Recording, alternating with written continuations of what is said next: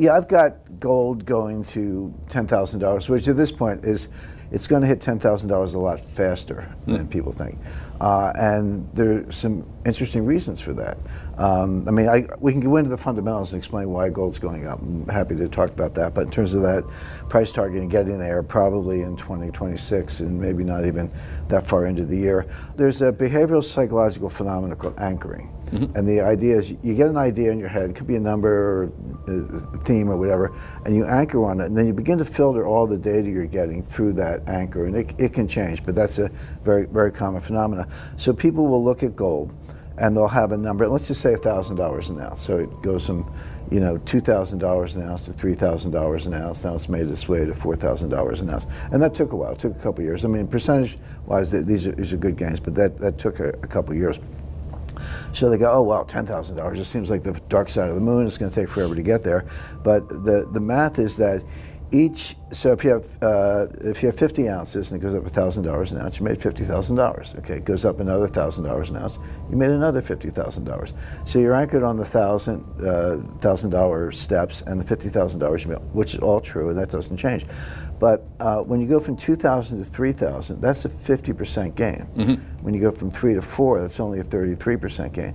Well, when you go from 9 to 10, that's only an 11% gain. That's like a good month the way gold's been trading lately. So the point is, people kind of lose sight of that. So yeah, 3 to 4 made it, 4 to 5 getting there, but you're going to go 7, 8, 9, 10 really quickly because those are smaller percentage gains. Yeah. And that's something that people, they extrapolate 2 to 3, how long is it going to take to get there? The answer is probably not very long. We're not at the frenzy stage yet, which is important because retail's not all in. I was just down in Australia not long ago with friends from ABC Bullion. They have an office in the central CBD, central business district, and a friend of mine sent me a picture the other day. They were queued up around the block waiting to get in to buy physical gold, but that's recent.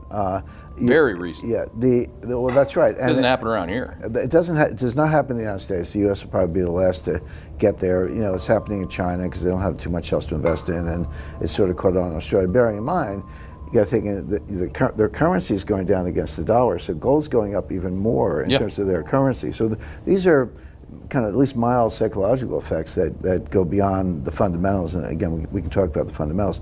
But it's if you take 1971 to 1980, so gold went up 2,300%. But another way of thinking about it is that gold didn't do anything. It's gold, atomic number 79, it's an element. As you put it in a drawer, come back a year later, open up the same amount of gold. So what's really happening when gold does something like that? Well, what's happening is the dollar is collapsing. So if you measure by weight of gold, and that's it's not arbitrary, but it's just a metric, measured by weight of gold, the dollar declined 95%, approximately 95%. So there's your dollar crash. Everyone's like, when's the dollar going to crash? Well, it did, measured by weight of gold.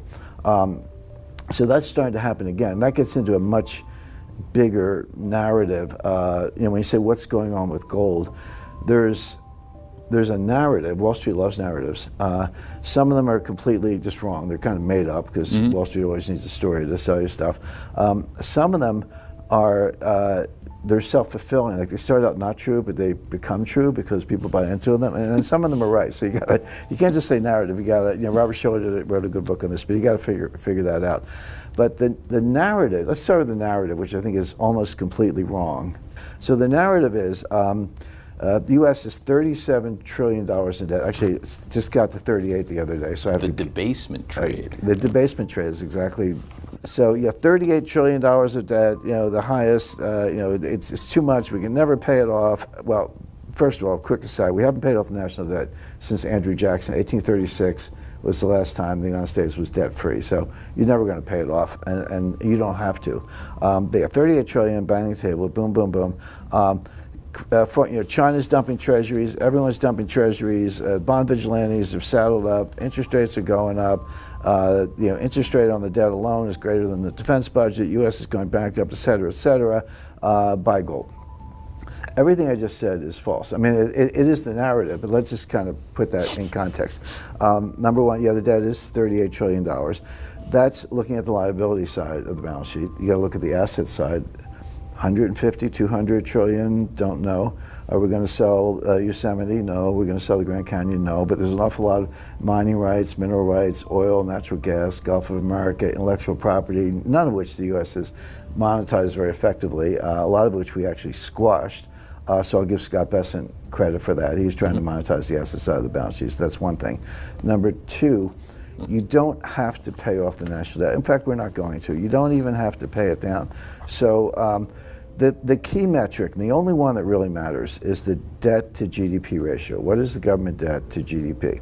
And one way to think about that is, let's say you owe $50,000 on a MasterCard. Is that a lot or not? Well, you can't answer that question without knowing how much money you make. If you make $20,000 a year and your interest rate is 28%, you're probably going broke. If you make $500,000 a year, you write a check and it's done. So you have to put the debt in the context of the income. That's why the debt to GDP ratio is powerful. Now, right now it's about 123%. 37 trillion of debt, GDP's 30-ish, 29, 30. So it's 123%, which is the highest in history, and that's not a good thing. I'm not sloughing it off or saying we should ignore it. It's not a good thing at all. Highest in U.S. history. But at the end of World War II, it was 114%, which was the highest at the time. Of course, we won the war with our allies, so that was good. By 1980, at the end of the Carter administration, when Reagan came in, that number was 32%. So how did we get from 114% to 32% in terms of the ratio, which 32 is very comfortable, by the way. It's like practically having no debt. One thing we did it. It took 35 years, from 1945 to 1980. One thing that impresses me about that accomplishment, it was completely bipartisan. You had Democrats like Harry Truman, JFK, LBJ, and Jimmy Carter. You had Republicans like Dwight Eisenhower, Richard Nixon, Gerald Ford. But it was not, they politicized everything else. They could argue about lots of stuff. They did not argue about that. They said, we gotta get this down. Now, here's the bottom line. The national debt in 1980 was 3 times what it was in 1945. The deficit, annual deficit in 1980 was 3 times what it was in 1945. So the deficit tripled, the debt tripled. Well, how the heck did we get the ratio from 114 to 30? The answer is growth. Yep. Growth was 10 times, and that's the key. So this is what Scott Bessent is working on. He calls it the 3 arrows, which is fine, not the Japanese 3 arrows. But he says if you keep deficits at 3% of GDP or less and get real growth at 3% of GDP or more, notice I said real because when you do debt analysis, you have to use nominal debt. So with 2% inflation, which is low, but 2% inflation, your nominal growth is 5, and then he wants 3 million additional barrels per day of oil production, which will help keep gasoline prices down. But just take the first 2. If the debt's growing at 3% a year, and the economy's growing at 5% nominal, 3 plus 2, then the ratio is going down, and that's all the market has to see. And if you did that for 1 year, your debt to GDP would go from 123 to 121. Everyone's like, hey, 121 is still pretty high. Yes, but it's moving in the right direction. We're sort of replaying what we did after 1945. Now, so the math is simple. The math is simple. The plan is straightforward. Whether you can pull it off or not is a different question. That's a policy question, and that's what I'm watching.